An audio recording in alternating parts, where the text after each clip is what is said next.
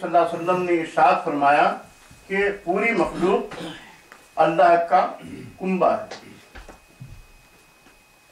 آپ اور ہم اچھی طرح جانتے ہیں کہ جو کنبے کا سردار ہے وہ یہ چاہتا ہے کہ میرے کنبے کے کسی فرد کو کوئی تکلیف نہ ہو، اور جو شخص اس کے کنبے کے کسی فرد کو پہنچنے والی تکلیف کو دور کرتا ہے بلکہ اسے محسوس بھی کرتا ہے تو سردار اس سے بہت خوش ہوتا ہے۔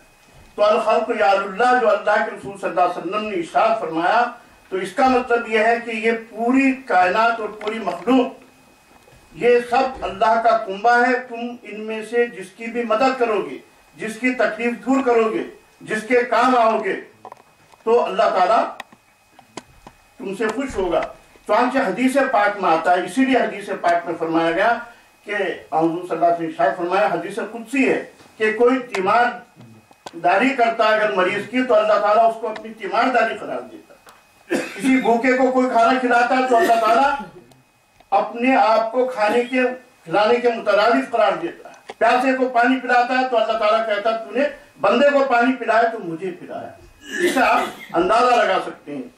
اسی لیے حضور صلی اللہ علیہ وسلم کی حدیث سے بھی بات ہمارے سامنے آتی ہے کہ اللہ کے رسول صلی اللہ علیہ وسلم نے ارشاد فرمایا کہ من فرج عن مومن کربتن فرج اللہ عنہ کربتن یوم القیامہ، کہ جو شخص کسی بندے کی ایک پریشانی کو دور کرے گا تو اللہ تعالیٰ اس کی پریشانی کو قیامت کے دن دور کرے گا۔ اور ایک حدیث میں آتا ہے 70 کربہ، کہ اللہ تعالیٰ 70 پریشانیاں دور کرے گا۔ آپ ایک پریشانی دور کریں، اللہ آپ کی 70 پریشانیاں دور کرے گا۔ اور یہ پریشانی جو ہم دور کرتے ہیں، کسی کی تکلیف، یہ بہت معمولی ہوتی ہے۔ قیامت میں جو تکالیف اور پریشانیاں ہوں گی ان کا آپ تصور کر سکتے ہیں، اللہ تعالیٰ وہ 70 پریشانی ایک پریشانی کے بدلے میں دور کرے گا۔ اور محدثین اور شارحین نے لکھا ہے کہ 70 کا لفظ یہاں پر تعداد متعین کرنے کے لیے نہیں، بلکہ یہ عربی کا ایک اسلوب ہے کہ جب کثرت تعداد بیان کرنا ہو تو لفظ 70 سے اس کو بیان کرتے ہیں، یعنی بہت زیادہ اللہ تعالیٰ تکالیف اپنے ان بندوں کی دور کرے گا۔ اور ایک حدیث جو کل پڑھی گئی تھی، ما کان العبد فی عون اخیہ کان اللہ فی عونہ، اسی سے ملتی جلتی ایک حدیث ہے، من کان فی حاجت اخیہ کان اللہ فی حاجتہ، جو شخص اپنے کسی بندے کی ضرورت پوری کرتا ہے تو اللہ تعالیٰ اس کی ضرورت پوری کرتا ہے۔ تو خدمت خلقہ جہاں یہ فائدہ ہے کہ اللہ تعالیٰ کہ آپ ان لوگوں کی تکالیف دور کرتے ہیں جو آپ کے بھائی بندے ہیں، آپ کے پڑوسی ہیں، آپ کے رشتہ دار ہیں، آپ کے ملنے جلنے والے ہیں، آپ کے برادران وطن ہیں، تو اللہ تعالیٰ آپ کی تکالیف دور کرتا ہے، اور یہ تجربہ ہے۔ تو خدمت خلقہ ایک فائدہ یہ ہے کہ انسانوں کی تکالیف، پریشانیاں، مصیبتیں دور ہوتی ہیں، اور اس کا دوسرا فائدہ یہ ہے کہ آپ کی پریشانیاں اور آپ کی تکالیف دور ہوتی ہیں۔ چنانچہ حدیث میں آتا ہے کہ صدقہ جو ہے یہ بلایا کو دور کرتا ہے۔ جی، الصدقہ تدفع البلایا، صدقہ جو ہے لوگوں کے ساتھ اچھے کام کرنا، اچھا برتاؤ کرنا، اچھی باتیں کرنا، ان کی تکلیفیں، ان کی پریشانیاں دور کرنا، یہ صدقہ ہے، خدمت خلق ہے، اور یہ بلایا کو، مصیبتوں کو دور کرتا ہے۔ تو خدمت خلق کا ایک بڑا فائدہ یہ ہے کہ جو شخص یہ کام کرتا ہے اللہ تعالیٰ اس کی حفاظت فرماتا ہے اور اسے تمام شرور اور فتن سے محفوظ رکھتا ہے۔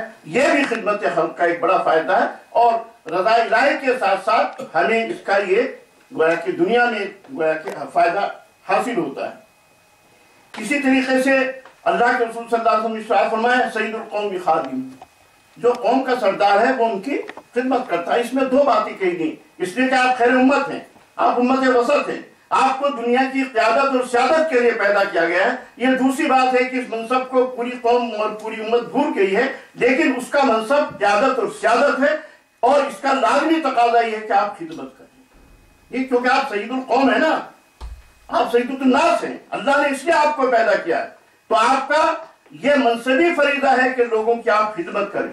اور اس حدیث سے یہ مفہوم بھی ظاہر ہوتا ہے، سید القوم خادمہم، قوم کا سردار وہی بنایا جاتا ہے جو ان کا خادم ہوتا ہے۔ وہ کہ خدمت کرتے کرتے انسان قیادت اور سرداری کے مقام پر پہنچ جاتا ہے۔ چنانچہ ہم نے جب خدمت کا کام کیا، لوگوں کے کام آئے، تو آپ نے دیکھا کہ ہم دنیا پر چھا گئے، جی، دنیا نے ہماری سیادت کو تسلیم کیا۔ اور جب ہم نے خدمت خلق کے کام چھوڑ دیے اور صرف ہم اپنے ذات کے بارے میں سوچنے لگے اور محدود ہو گئے اپنی ذات تک، تو وہ منصب سیادت ہم سے چھین لیا گیا۔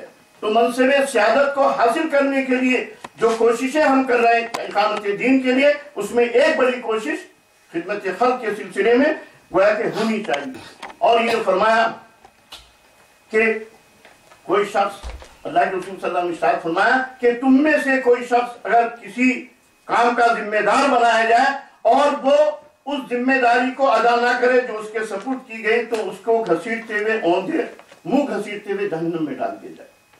ہم سب کو یہاں جو لوگ ہیں شعبہ خدمت خلق کے سیکریٹری یا مندوبین ہیں اس سلسلے کے، ان سب کو یہ ذمہ داری دی گئی کہ وہ اپنے اسٹیٹ میں خدمت خلق کا کام کرے۔ اس کام کے لیے اگر ہم اپنے آپ کو اتنا نہ تھکا دیں جتنا اپنے بچوں کی معاش کے لیے تھکاتے ہیں، ہمارے یہاں جو شادی بیاہ ہوتے ہیں ہم کتنا اس میں مصروف ہوتے ہیں، جب تک ہم اتنا نہ تھکا دیں تو اللہ تعالیٰ کے یہاں جواب دہی سے نہیں بچ سکیں گے۔ جب ہم نے ذمہ داری اوڑھی ہے تو اس کا تقاضا یہ ہے کہ ہم اس کو اوڑھنا بچھونا بنا لیں اور دن رات اس کے بارے میں سوچیں اور اس کے لیے کام کریں، اور خود کام کرنے کے ساتھ ساتھ اپنے بچوں کو، اہل خانہ کو بھی اس پر ابھاریں۔ یہ صرف خیر پسند لوگوں کے لیے نہیں، ان کو تو ابھارنا ہی، ہم اپنے گھر کا ماحول بھی ایسا بنائیں کہ میرا بچہ بھی، میری بیٹی بھی، میری بیوی بھی، میرے والدین بھی، میرے بھائی بھی خدمت خلق کا کام کرتے نظر آئے۔ یہ بات صحابہ کرام میں تھی۔ اللہ کے رسول صلی اللہ علیہ وسلم بھی سب سے پہلے گھر پوچھتے تھے، ہاں کھانا ہے؟ کھانا نہیں ہے تو دوسروں کو ابھارتے تھے، بھائی اللہ کے مہمان ہے کون کھانا کھلائے؟ پہلے گھر والوں کو۔ کہ حضرت عمر نے اپنے خاص رفیق سے دستراز تھے، کہا کہ پودا لگاؤ، پودے لگایا کرو۔ یہ کہا کہ میں تو بوڑھا ہو گیا ہوں، مطلب مجھے اس سے کیا ملے گا؟ کہا کہ پودا لگاؤ، تمہاری آنے والی نسلوں کو فائدہ پہنچے گا اور یہ تمہارے لیے صدقہ جاریہ ہوگا۔ اور پھر حضرت عمر نے پودے اٹھائے اور پودے لگانے لگے ان کے ساتھ۔ صحابہ کرام نے ایک فری کی خدمت خلق ہے نا، جب نیب پر نگولی آتی ہیں آپ گٹھلی لیجیے اپنے گھر میں ڈال دیجیے، پودے تیار ہو گئے۔ جہاں دیکھیں کہ خالی جگہ ہے وہاں پودے لگا دیجیے۔ انسانوں کو آپ زندگی دے رہے ہیں، آکسیجن دے رہے ہیں۔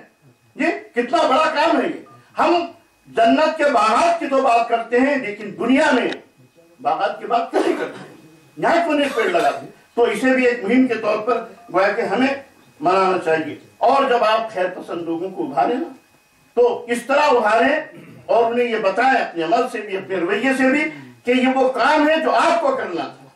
آپ اگر کسی کی دستگیری کرتے ہیں ہمارے ذریعے سے، کوئی کار خیر کرتے ہیں تو یہ آپ کی ذمہ داری تھی، آپ کے مان میں حق تھا، یہ آپ کا فرض تھا۔ ہم آپ کا فرض ادا کرانے میں آپ کا تعاون دے رہے ہیں۔ انہیں محسوس نہ ہو کہ ہم ان سے کچھ لے رہے ہیں، بلکہ نہیں، ان کا کام ہم کر رہے ہیں، انہیں ہمارا احسان مند ہونا ہے، ہمیں ان کا احسان مند نہیں ہونا۔ اس احساس کے ساتھ اور اس عزم کے ساتھ گویا کہ ہمیں خیر پسند لوگوں سے کام لینا اور یہ بتانا ہے کہ یہ جو تم دے رہے ہو نا اللہ کے راستے میں ضرورت مندوں کے لیے، یہ انویسٹمنٹ ہے، یہ خرچ نہیں ہے۔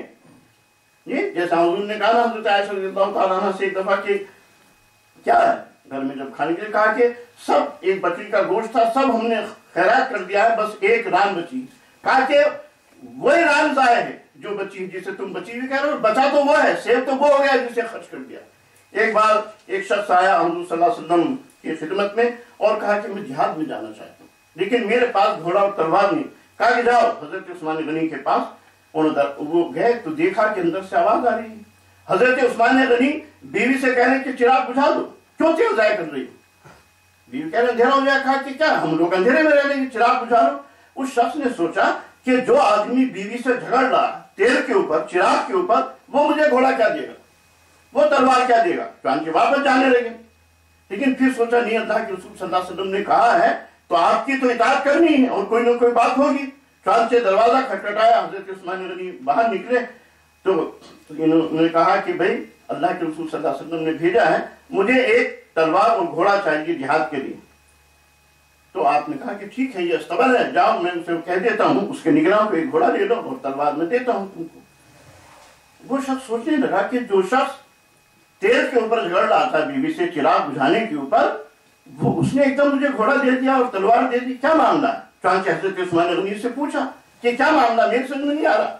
کہا کہ دیکھو وہ خرچ تھا، ہم لوگ خرچ کر رہے تھے، خرچ میں کفایت ہونی چاہیے اور یہ انویسٹمنٹ ہے، یہ تجارت ہے، ہم اللہ کے راستے میں دے رہے ہیں، یہ 10 گنا 70 گنا 100 گنا 700 گنا ملے گا۔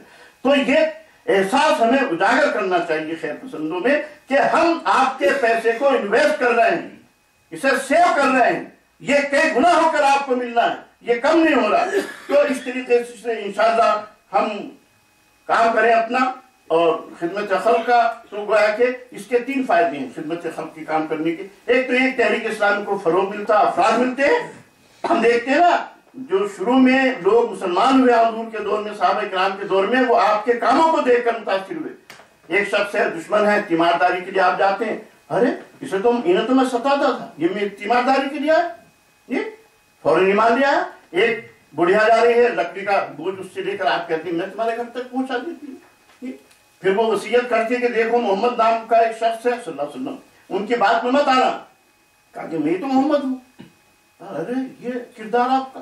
تو یہ جو خدمت خلق کے کام تھے، ان خدمت خلق کے کاموں سے افراد ملے، تحریک آگے بڑھی، ایک فائدہ۔ دوسرا فائدہ یہ کہ یہ صدقہ جاریہ ہوگا، جب تک وہ کام چلتا رہے گا آپ کو ثواب ملتا رہے گا، کرنے والے کو بھی اور کرانے والے کو بھی۔ آپ کرا رہے ہیں آپ کو بھی ثواب ملے گا، انہیں کو نہیں ملے گا۔ اور تیسرا بڑا فائدہ یہ ہوتا ہے کہ شخصیت کا ارتقاء ہوتا ہے، پرسنالٹی ڈیولپمنٹ ہوتی ہے اس سے۔ جب آپ کام کریں گے نا فیلڈ میں، تو انشاءاللہ جب ہم کام کرتے ہیں دیکھتے ہیں کہ برائیاں آہستہ آہستہ ہمارے اندر سے کم ہوتی جاتی ہیں، اور کردار اور کریکٹر اور اخلاق عالیہ فرمان چڑھتے چلے جاتے ہیں۔ تو اس طریقے سے ہمیں یہ کام کرنا۔ بس 1 منٹ میں ایک واقعہ سنا کر میں اپنی گفتگو ختم کر رہا ہوں، کیونکہ پروگرام دیر سے شروع ہوا ہے، 2 منٹ باقی ہیں میرے پروگرام میں۔ حضور صلی اللہ علیہ وسلم گھر سے نکلے، 10 درہم آپ کی جیب میں تھے، آپ نے ایک قمیص خریدی 4 درہم میں۔ تھوڑی آگے بڑھے تھے کہ ایک صحابی ملے، کہا کہ اللہ کے رسول صلی اللہ علیہ وسلم یہ قمیص بہت اچھی لگ رہی ہے مجھے، آپ مجھے عنایت کر دیجیے۔ آپ نے وہ قمیص ان کو دے دی۔ پھر 4 درہم میں ایک دوسری قمیص خرید لی بازار کے یہاں سے، پہن گیا اس کو۔ تھوڑی دور گئے تھے، دیکھا کہ ایک بچی رو رہی ہے۔ ہم لوگ تو ایسے گزر جاتے ہیں نا، یہ سید المرسلین، یہ کہا بیٹی کیوں رو رہی ہو، کیا بات ہے؟ کہا کہ میرے گھر والوں نے مجھے سامان لانے کے لیے بھیجا تھا، 2 درہم دے کر وہ درہم کھو گئے اور مل نہیں رہے مجھے ڈر ہے کہ میرے جو گھر والے، وہ باندھی تھی، وہ جو گھر والے مالک لوگ ہیں وہ میری پٹائی کریں گے۔ 2 درہم آپ کے پاس تھے، آپ نے اس بچی کو دے دیے۔ کہا کہ لو 2 درہم لو اور اپنا سامان خریدو اور گھر چلی جاؤ، ہم تو 2 روپے دے کے آگے بڑھ جائیں گے نا، یا 200 روپے۔ اللہ کے رسول صلی اللہ علیہ وسلم آگے بڑھے، پھر بھی دیکھا اس بچی کو، وہ بچی پھر رو رہی۔ پھر آپ واپس آئے، کہا کہ بیٹی کیوں روتی ہو؟ کہا کہ مجھے یہ ڈر ہے کہ مجھے دیر ہو گئی ہے، میرے گھر والے میری پٹائی کریں گے۔ جو کل حضرت میرے جماعت نے فرمایا نا کہ دلجوئی بھی کرنی ہے، پیسے دے دی، صرف پیسے نہیں دیے۔ کہا کہ آؤ بیٹی میں تمہارے ساتھ چلتا ہوں۔ ایک معمولی سی بیٹی، ایک باندھی جو سب سے پسماندہ طبقہ سمجھا جاتا تھا عرب میں، آپ نے اس بیٹی کو اپنے ساتھ لیا، اس بچی کو دروازہ کھٹکھٹایا، دروازہ کھولا تو صحابی آپ کو دیکھ کر حیران و ششدر، اللہ کے رسول آپ اور ہمارے گھر پر، آپ بتائیے کیسے تشریف لائے؟ کہا کہ میں اس بچی کی وجہ سے آیا ہوں۔ کہا کہ اللہ کے رسول آپ کی تشریف آوری کا سبب یہ بچی بنی ہے، میں اس کو آزاد کرتا ہوں۔ اللہ کے رسول صلی اللہ علیہ وسلم نے ہاتھ اٹھایا، کہا کہ اللہ تو نے 10 درہم میں مجھے بھی پہنایا، ایک غریب صحابی کو بھی پہنایا اور ایک بچی کو آزاد کرا دیا، تو اللہ کا شکر بھی ادا کرنا چاہیے۔ تمام کاموں میں یہ احساس بھی ہمیں رہنا چاہیے کہ اللہ نے ہمیں یہ توفیق دی ہے کہ ہم خدمت خلق کا کام کریں، اس نے ہمیں توفیق دی، اس کے لیے اس نے ہمیں منتخب کیا ہے، ورنہ پتہ نہیں کروڑوں اربوں لوگ ہندوستان دنیا میں رہتے ہیں نا، 1 ارب سے زیادہ، ان لوگوں میں سے ہم چند لوگوں کا انتخاب کیا کہ تمہیں اپنی اپنی ریاست میں منظم طریقے سے کام کرنا ہے خدمت خلق کا۔ یہ کتنی بڑی سعادت، کتنا بڑا شرف ہے۔ اور حضرت عمر فرماتے ہیں کہ اگر نظر انتخاب تم پر پڑ گئی تو سمجھو تمہارے اعمال مقبول ہو گئے۔